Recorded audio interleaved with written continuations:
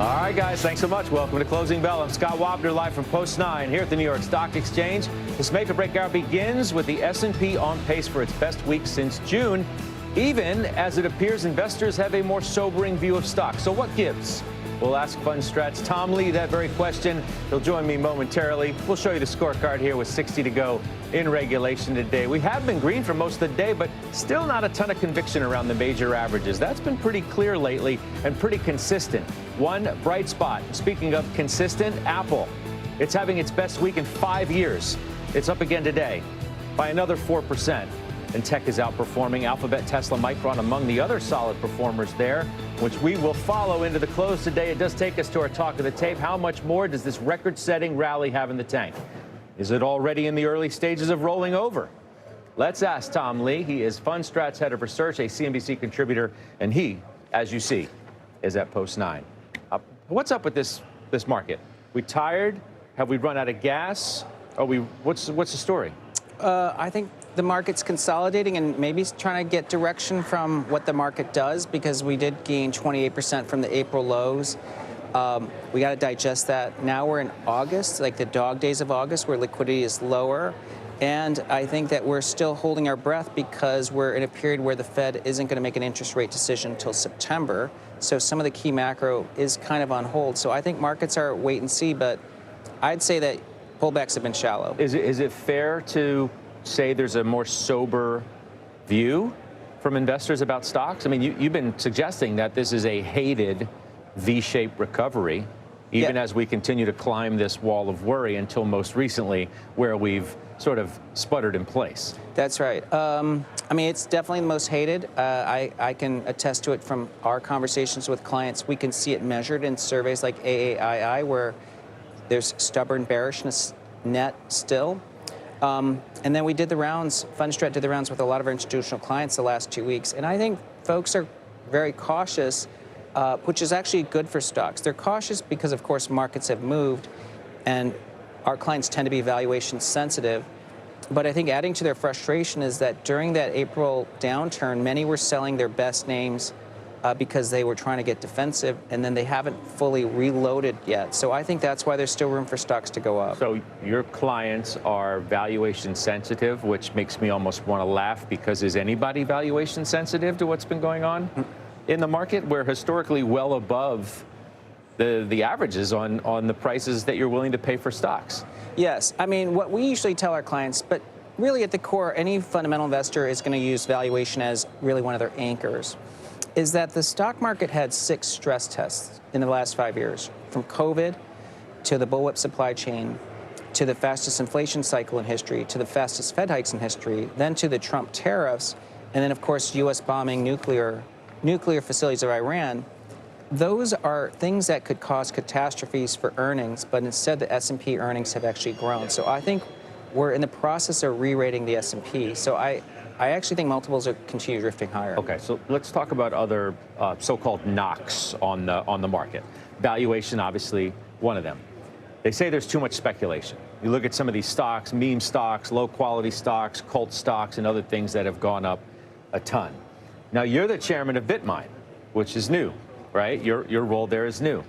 And I'm sure there's a lot of great feeling about you and the role and what's taking place there.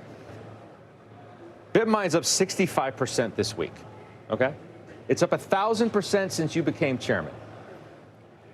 Respectfully, I mean, come on. What's happening with these stocks? What's happening with some of this fervor that feels like it's in the market? Well, I think the dearth of IPOs over the last 5 or 6 years has shrunk the number of stocks in the U.S. stock market. There's not even 5,000 listed stocks anymore. So these names that are IPOing are scarce, and that's why they go up. BitMine is really, in a simple way, you can value it on how much Ethereum it holds. When I joined as chairman, it had $4 of Ethereum held per share. That number is well over $25 today. So the stock isn't even trading at a high multiple of its Ethereum holdings. And it's well north of 25, but we've disclosed 25 previously. So it's actually, in a way, less expensive now than it was a month ago. And I don't bring this up to put you in a defensive position in any way. I bring it up as a vehicle to have a conversation about what's been taking place in certain parts of the market. I mean, does what you see make you kind of step back? You could take Bitmine out of the conversation. Yeah. I give you 50 examples of other things that have just gone absolutely parabolic. Yeah. Well, I think like a Circle is a good example of scarcity because that was the best IPO really in 5 or 6 years.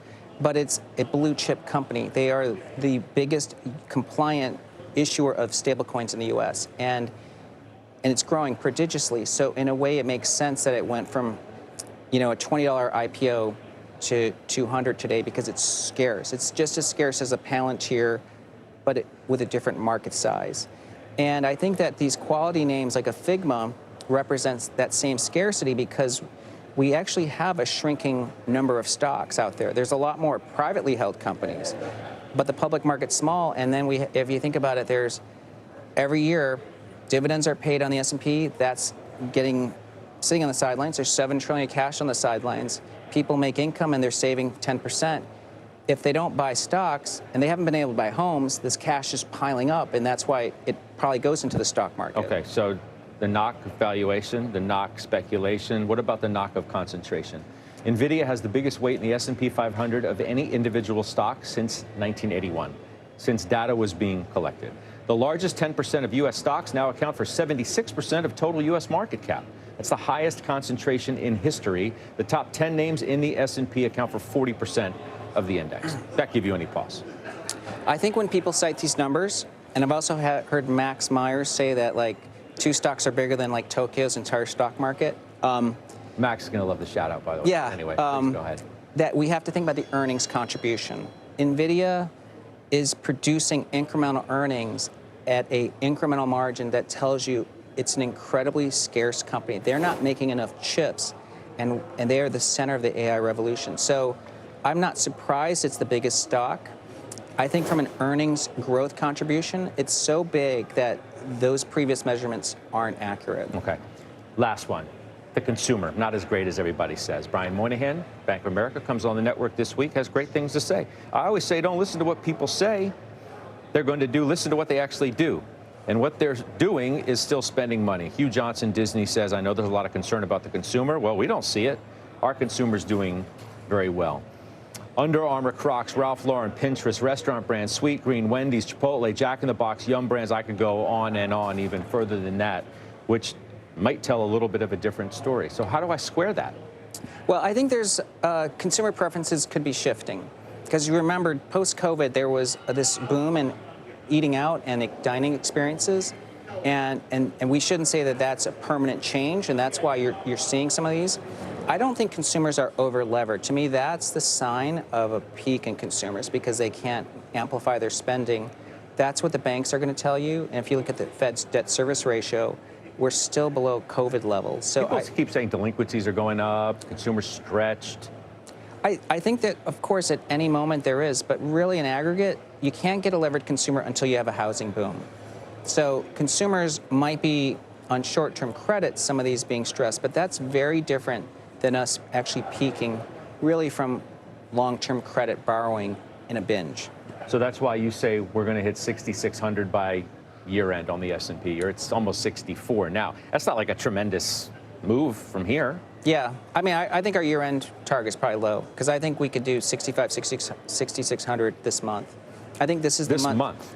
Yeah, I think we're going to have a breakaway move in the S&P this month. Even in what is a historically, not the best seasonal period for stocks, we know. August is usually like a nothing burger, and then September is usually a reversal. That's negative. Right. I think that's everyone's playbook, that August should be weak and September down.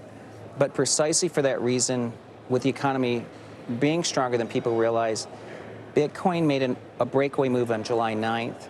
It has led the S&P for the last 5 years by almost 1 month. So I think a breakaway upside move in the S&P is coming. All right. It might start tomorrow. Start next week. Yeah. That's your call? I would say that's our base case, yes. Starts next week. I can't give you the hour and the day. You said it might start next week. But that's 5 days. You want to put yourself out there by all means. Yeah, but I think it starts within the next week, yes. Okay. Stay with us. We'll expand the conversation. Let's bring in CNBC contributor Courtney Garcia of Payne Capital Management and Obermeyer Wealth Partners, Allie Flynn Phillips. It's great to have you both with us. Court, you sat here. You heard everything that we talked about. He went right down the checklist. Valuation, that's not a problem. Too much speculation, not really. Too much concentration, it's justified. Is a consumer bad? No. Consumers find seasonals. He's a contrarian. He said we could have this rally starting next week. What do you say? Yeah, I do think that we are well positioned here for a good second half of the year. I mean, we just continue to get good data on the economy. There is some questions with the labor market, and so I think we want to continue to see how that comes out. But I think at this point, we're just not seeing the consumer fall off a cliff, to your point. Like, yes, credit card balances are going up, but we're nowhere near like the peak levels we were before COVID. So I really don't see this issue where we're going to go into some sort of a recession. And I also think if the Fed starts to lower interest rates, which is widely expected they will in September, those money market funds are going to be paying less and less. So that's one rate cut. But especially if we see multiple rate cuts, you're going to start to see some of that money coming back out and making its way back into the markets, which has not been happening over the last year. But at some point, you're going to start to see that as well. And that's something that I don't think is priced in at this point in time. Allie, what's your take here? I don't know. I think the best way to describe this environment is like a tug of war between the economic drag of tariffs and then the U.S. corporate earnings strength. You know, the latter's winning so far, but getting granular is key to see in terms of which companies and consumers are going to eat these tariff costs. If you look at the earnings season so far, it was largely fueled by artificial intelligence and financials. Around 80% of the companies exceeded expectations, which led to, in terms of revenue margin growth, surprisingly resilient and increasing in terms of estimates for 25-26. But there's this huge bifurcation.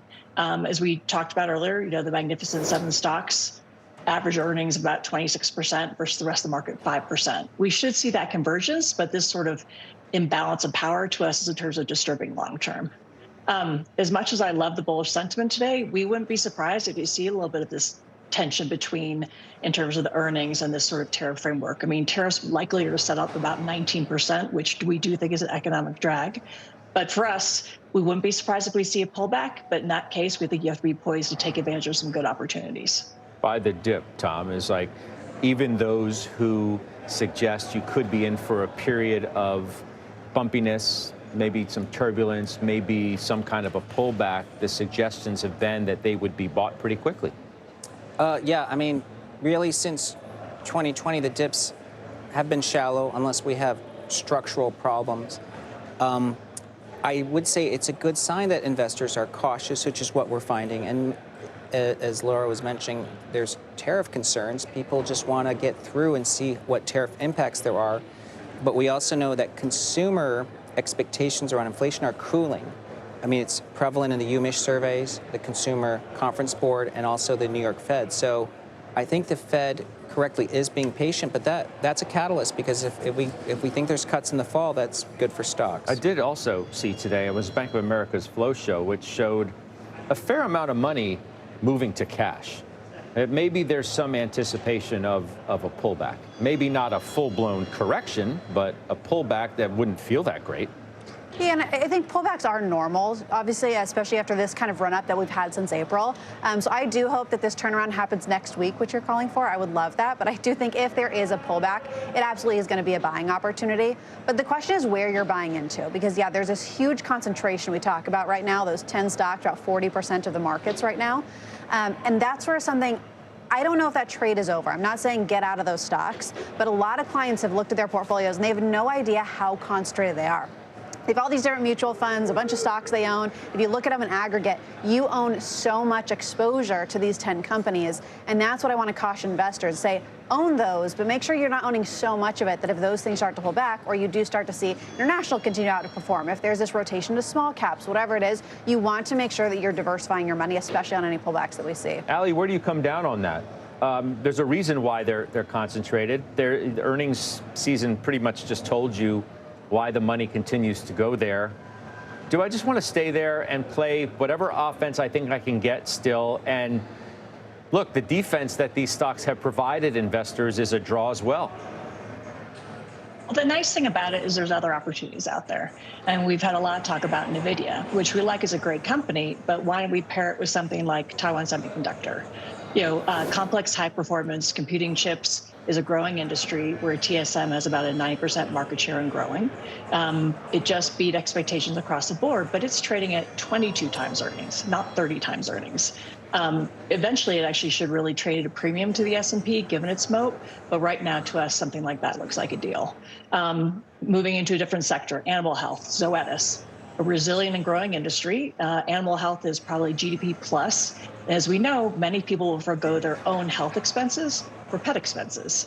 Long term, we see this humanization of pets. And because everyone's been so focused on Mag 7, you've seen in terms of real earnings compression in a company like this. To us, that's a great entry point. And then also remember is we can look up, we can look overseas. Something like in terms of some of the data centers to us would be attractive as well. Tom, what about a big, beautiful broadening this market? Does that come? I think we're primed for that because the equal weighted S&P PE is 16.9 right now.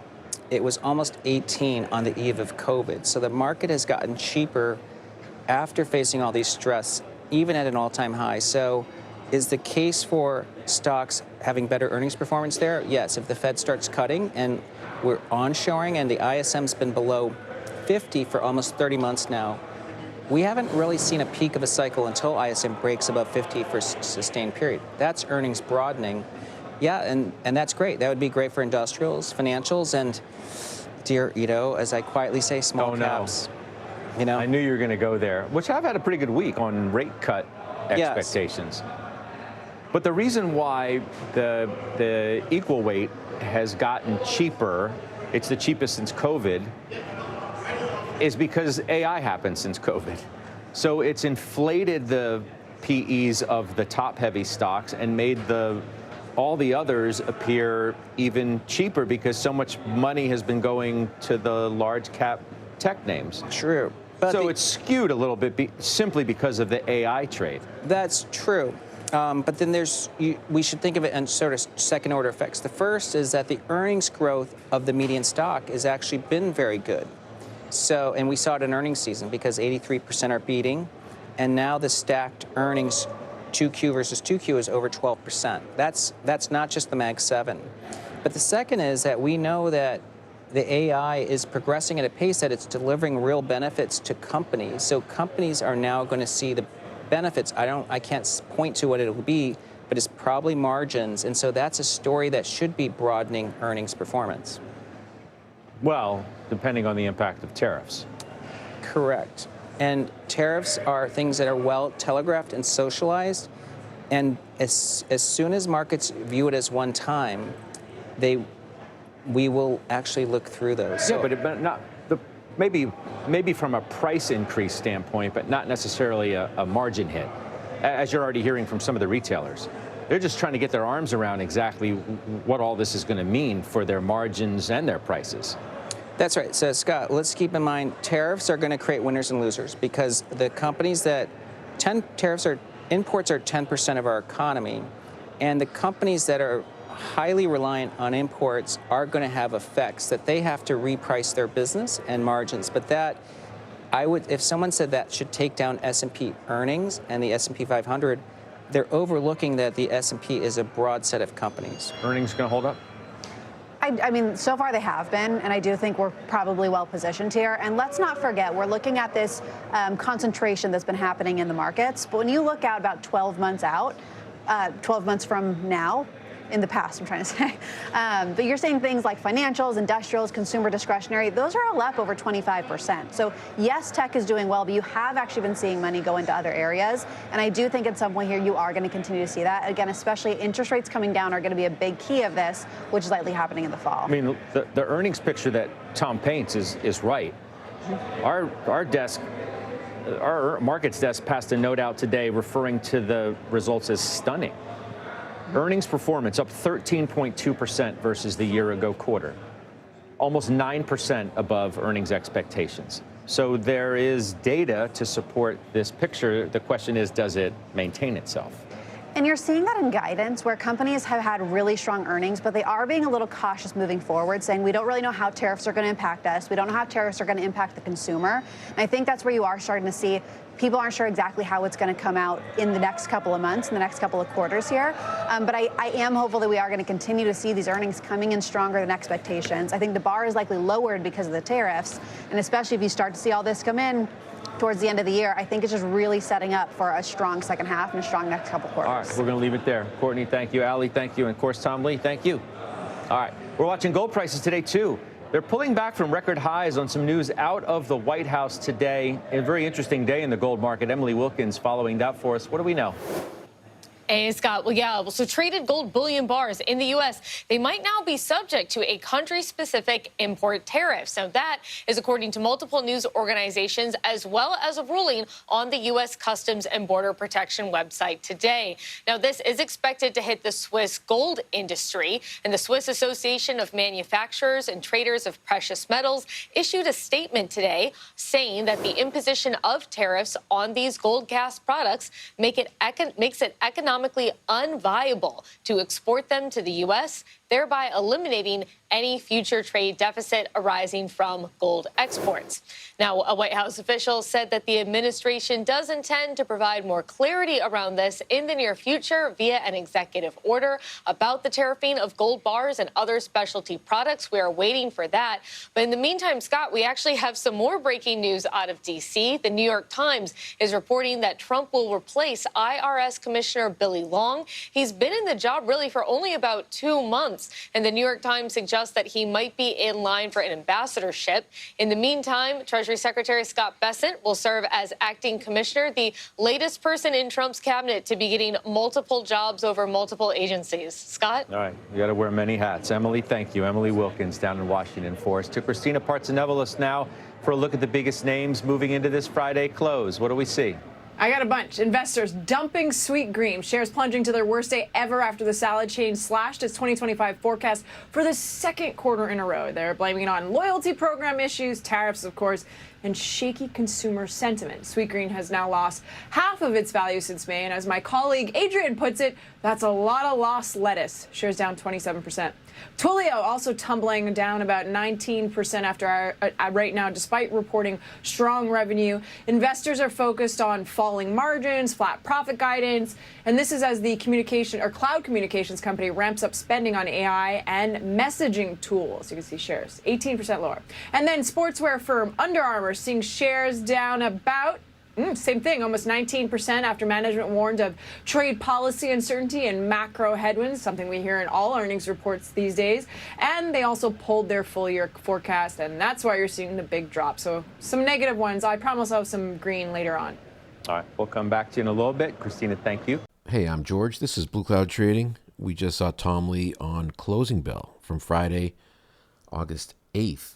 And guess what? It's Sunday today, so we're going to do a quick analysis of some of the stocks they talked about on the show. Basically, here's what we do. We're going to analyze. I'm going to show you guys the stocks that we're going to take a look at right here on the left. Ethereum, the Ethereum ETF. We're going to look at Bitcoin, the Granny Shots, U.S. large cap ETF. That's Tom Lee's Fund Strats ETF. You heard about BMNR, Bitmine Immersion Technologies. Tom Lee was appointed chairman of Bitmine Immersion Technologies on June 30th. Under his leadership, Bitmine, originally a Bitcoin mining company, pivoted to focus on building an Ethereum-centric treasury, aiming to become the MicroStrategy of Ethereum. So we're going to look at the technicals there. MicroStrategy, CRCL, FIG, GLD. We'll look at gold, some of the stocks that they talked about in the show. We're going to look at the index ETFs, how they performed. And we're going to look at basically some of the Mag 7 stocks. We're going to look at some of the strongest sectors and some of our members' requests down below here. But first, one of the things we want to do is take a look and see how the markets closed on Friday. We're preparing for tomorrow, Monday. And as you can see, the Dow was up 0.47%, gapped up in the morning, moved up, dropped. It basically stabilized. It was only up 0.47. NASDAQ, on the other hand, gapped up, moved, and basically up 0.98%. We got the S&P 500 up 0.78%, as you can see right there. And the Russell 2000 just up 0.22. So that's interesting. Let's take a look at the heat map too. And this is the daily performance of the individual stocks within the S&P 500. Apple, big winner, 4.24% on Friday. Google was up 2.44. Tesla was up 2.29. Amazon was down slightly, 0.20. Nvidia was up 1.07. A lot of the financial stocks did well. Eli Lilly was down, but a lot of the majority of the healthcare stocks did well as well. Utilities were down slightly here. Real estate was down a bit. Let's look at the groups that basically represents the one-day performance for the sectors.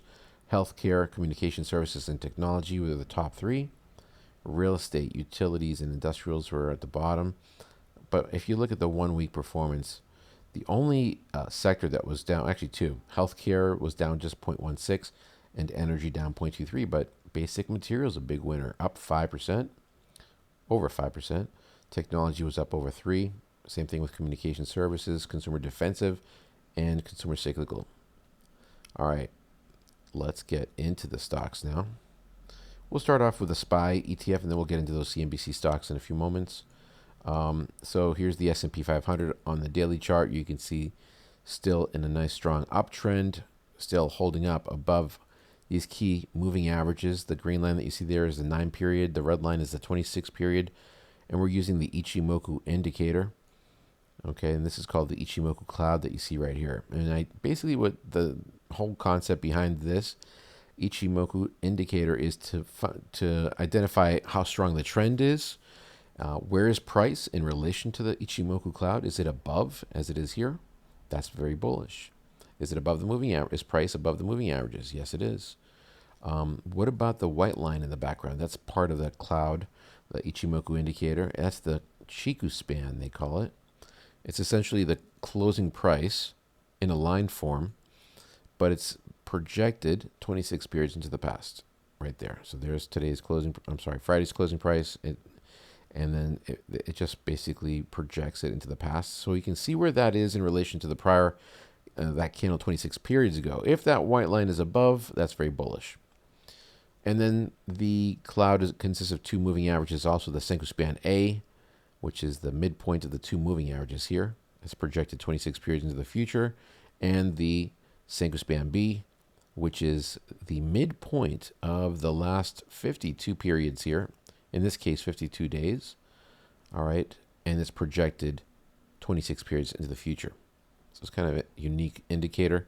I've also have the 200-day right here, the dotted yellow line superimposed, and the directional movement index at a setting of 9, and the ADX for momentum at a setting of 9 to help us basically determine the momentum of any of these ETFs.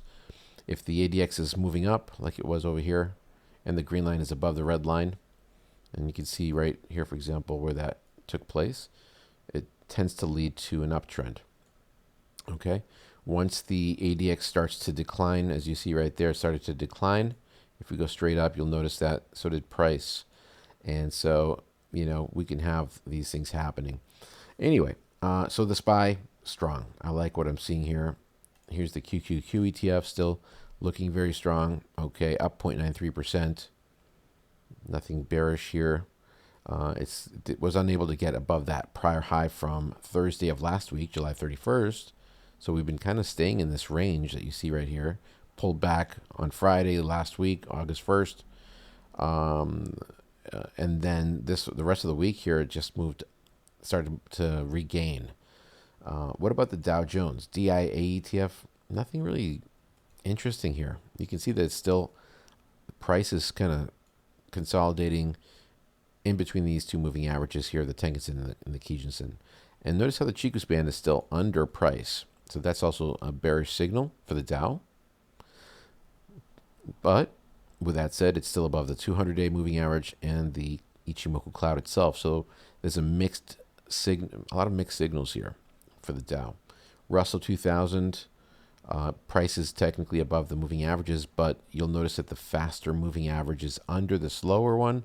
So the green line is under the red line. That's not generally a good thing, but we are above the cloud and the 200, and we're going to give it the benefit of the doubt still. it's not achieving new highs like the SPY, the Q, okay, or the Qs. So it's yeah, it was only up 0.22%. The VIX, which represents the volatility in the markets, was down 8.57%, dropped to 15.15 on Friday. So that's good. But every time it comes to these levels, it tends to spike a little bit. If you go back a little bit here to these dates here, and you can see how it jumped. We'll see what happens this next week. Obviously, there needs to be a catalyst, something to cause the price to the volatility to spike or go up. I'm a little bit concerned about the tariffs on gold, and we're going to talk about that in a few seconds. FEZ, the Eurostoxx 50 ETF. That one's up 0.40%. It's showing a little bit of strength here, but the problem is the Tenkan, the faster moving averages into the slower one. We don't have all the elements of the Ichimoku confirming that this is a strong uptrend. You can see we've been kind of stuck in this range for quite a while now, right? So for months. In fact, since mid-May, we've been in this range. What about the stocks I talked about? Now, there's three in particular that I find to be the strongest. ETH, and today, Ethereum. As you can see here, it broke through these highs right here. That's very bullish. This is what you're looking for, essentially. When you're using Ichimoku, you're looking for the price to be above the moving averages. Notice how these are also moving up. The Tenkan and the Kijun are actually moving up. They're not moving sideways like they were there. The ADX is moving up, right? Again, that's the closing price. And if we look at the Senkou Span A and the Senkou Span B, those are also moving up. Where they were flat, okay, they were flat right there. The Senkou Span B was, at least. It's now starting to move up. That's all bullish. What else can we look at? For more confirmation that this is a strong uptrend for Ethereum, we can look at the directional movement index. And when the green line is moving up, like as you see right there, the red line is moving down. That's bullish. We'll also you'll notice here the white line is starting to, where it was dropping before, and when it's dropping, it's basically usually just consolidating. There's not a lot of momentum there. Now it's starting to move up a little bit. So I like ETH. I actually added some to my Coinbase account, which I thought, hey, why not? It's like it's looking pretty strong. It's not just on this time frame. If you look at the weekly chart on Ethereum, all right, it also created a very bullish pattern here. So we're looking at, again, at the weekly chart. So if you look at the prior week, okay, this one was for the week ending August 1st, it had reached this level. And what happened? On Monday, price gapped up and did not stop. It just kept on moving up. In fact, there's no wick on the top. That's an extremely bullish signal for me. I like that type of candle. The wick on the top represents some selling that might have happened, and then price ends up closing lower than the high. In this case, it closed at the high. All right, and we can see that towards the whole week. Basically, here's a daily. Let's look at that daily chart. All right, same thing here, right? So you can see that, and if we look, we can switch it even down to a 5-minute chart, and you'll see that it never really stalled. Right here, we were on Friday. It gapped up, and from that point, it just, yes, it did drop a little bit throughout the day, but then it ended up very strong at the end of the day, up 5.02%. IBIT, on the other hand, was down 1.05 Bitcoin. And if that's the 5-minute chart, let's look at that daily chart. It's still under that trend line, okay? But it is holding above the 2 moving averages. So it's kind of squeezed in between the moving average there, the 9 period, and the trend line. Ideally, you want to wait for a break, because what if this thing starts to take, to drop? It could. I like to look for confirmation. GRNY is an interesting ETF. That's Tom Lee's ETF. This one has been consolidating for a bit too. It really hasn't moved that much, since, let's see, since it entered this little box here back on July 17th. It's just kind of stagnant, right? Moving sideways. So if it breaks on Monday, gets above these highs here. For example, the high I think is around 23.84. Right now we're 23.80, and closes. That's the key part about this. We want to see a candle not just pierce like it did right there, got above that level, but we want to see the body of the candle stay above that box, and then that should lead to a continuation, because the bears are going to basically bail at that point. You know, the bulls are going to take control, and then you should see price moving up. What about BMNR? Now, this is Tom Lee's.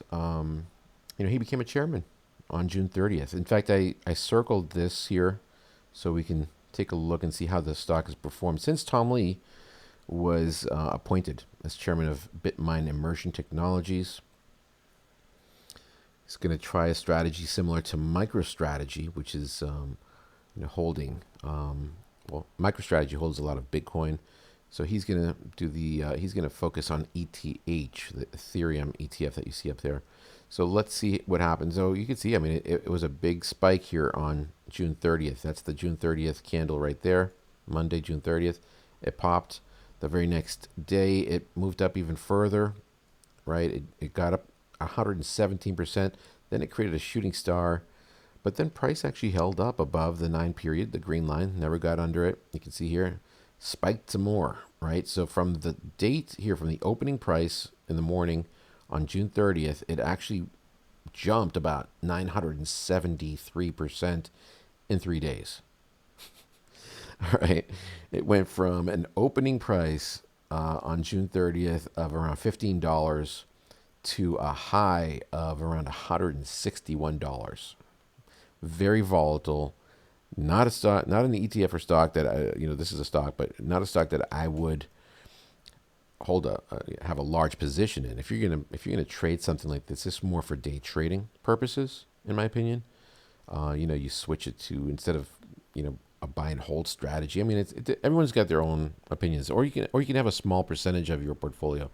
I'd have a very small percentage of my portfolio in something like this. It'd be like 1% or less, basically, because it's going to be very volatile. From that high, for example, if we look closely, the stock. Let me just move this for a second. The stock from that level of $160 dropped. Okay, it dropped about 81%, and actually it dropped to that level there in 8 days, 76%, and then it continued to drop a little bit more for these down to these lows here around 80.7% or so, somewhere around there, and now it's recovering, and now it's only down 68% from that high. But yeah, these are 3 days where it's moving up. The volume is increasing. Ethereum has been doing well. And so as a result, so will BMNRs. Ethereum, so it's going to be tied very closely to ETH. And so that's one of the things you want to watch. I don't like the technicals right now yet. On the weekly, it's still under the Tenkens in here, the 9 period. And like I said, these are some really volatile candles. MSTR. And by the way, just so you know, like prior to Tom Lee adding a position here on this date on June 30th, if we look at the candles down here, the price of this on the close on June 27th, Friday of June 27th, was $4.26, and then that morning it opened at $15. So big jump. And you can see the volatility right there. Anyway, let's keep going. MSTR is that's the ETF, that's the company that is tied to Bitcoin mostly. So if Bitcoin is dropping, this tends to drop too. It was down 1.71%. MSTR, and on the daily chart, it's under the Kijinsen, the 26 period. So it's a no-go. The cloud has turned a little bearish here on the weekly chart. It's still holding up above the cloud, but it's under the moving that 9 period, so it's not the perfect timing to add a position here. CRCL is another stock that they talked about, financial services sector, credit services. You can see here in the weekly chart, it's been pulling back these last 3 weeks. On the daily chart, it's currently under the cloud. No on that one. I would not recommend that one. FIG, same thing.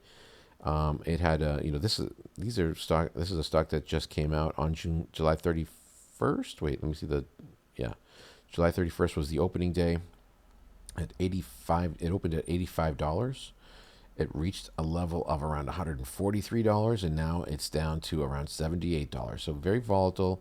Another very volatile stock, Figma. They talked about that one. GLD, gold. Now, you guys just heard about the these tariffs on gold. I have to do a little more investigative work on that. I don't know how that's going to impact the price of gold. But basically, it didn't seem to make a big dent in GLD, at least. It was only down 0.02% on Friday. Actually, I wonder if I can take a look at the post-market. Let's see what... Okay, it was down 0.05 post-market. So we'll have to wait until Monday to see if there's any impact on gold and gold stocks as a result. I did notice a few things, and we're going to look at the gold mining stocks ETF in a second.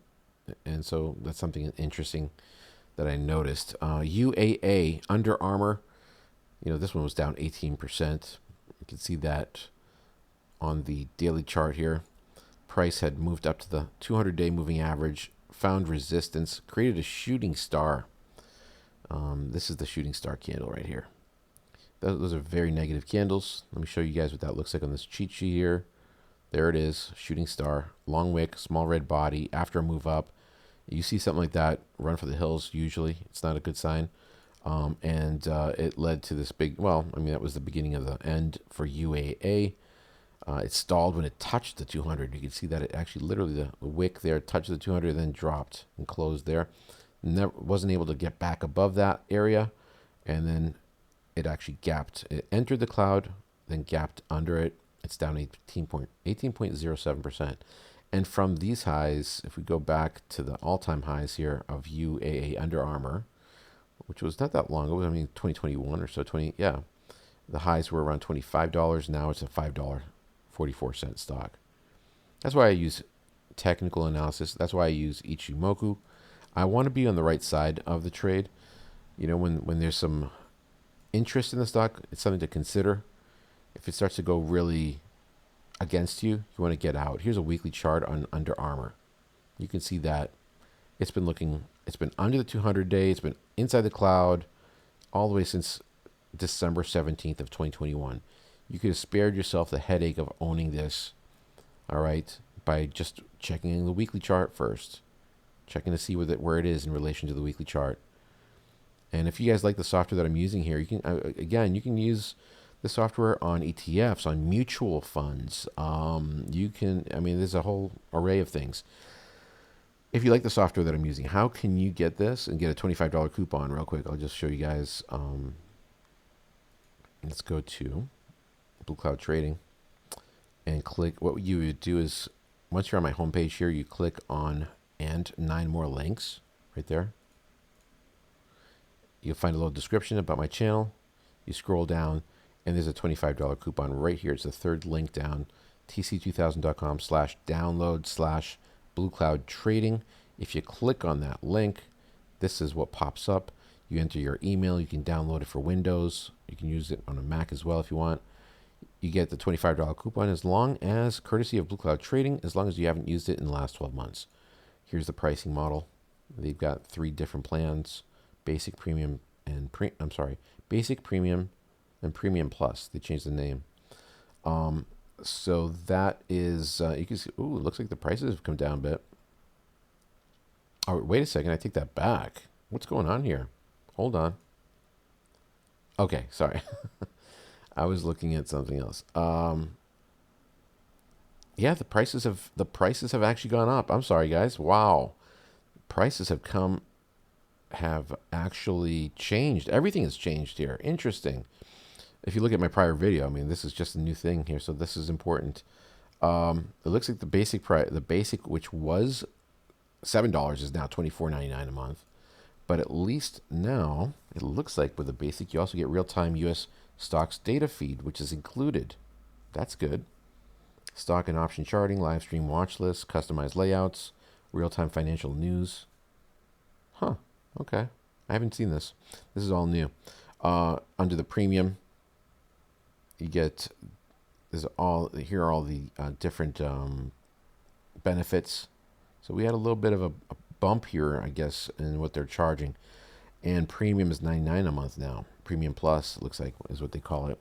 So you can check out to see if any of this stuff applies to you, something that you might be interested in doing. And if you, of course, if you want to use the same chart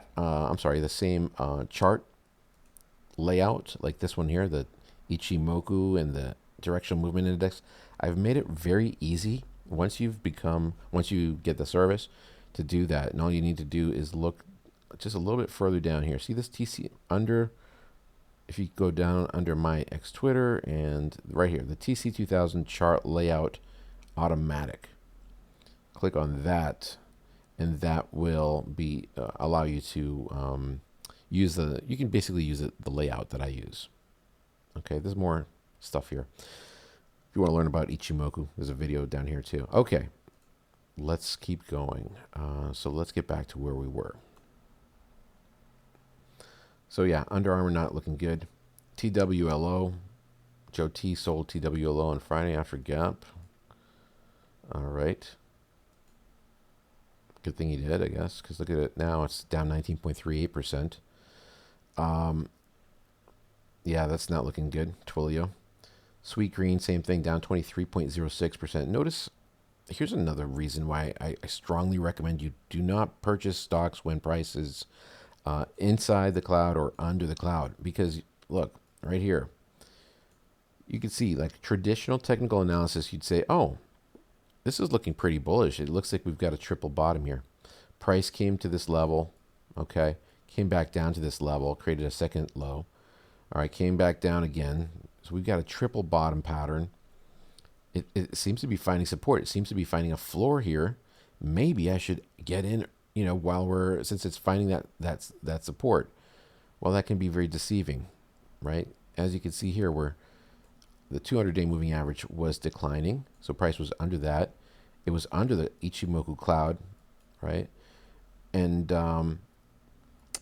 yeah, it just gapped straight down 23.06%. It's at $9.74, and it was at a high back here around $44 back in just November of last year. All right, there's a 78.5% drop in this stock. Technical analysis helps to keep you on the right side. Of course, look at those profit margins. They're not that great. Okay, negative 13.04. But like, if you're buying stocks, especially stocks that don't have a profit, any profit margins yet, you really need to focus more on the technicals than you do on the fundamentals, obviously. All right, so let's keep going. Let's look at Meta platforms. So it's been kind of stuck in this little pennant type pattern. Overall, I like it. Price is still holding up above the 2 moving averages, the cloud on the daily, and also on the weekly chart looks pretty bullish. So I like Meta. I'd like to wait for it to break through that little pennant first. Apple broke through that finally, right, on Friday. Look at this, up 4.24%. Remember that trend line that I've been discussing for a while with Apple? It finally broke through it on the daily chart. Also got above the 200-day right there. Now, there was a little bit of selling at the end of the day. You see that little wick there at the top. So let's look at that on the 5-minute chart. And there it is. So you can see on the 5-minute, things start to decline. It reached the high around 1:15 p.m. and then it started to drop about 0.7%.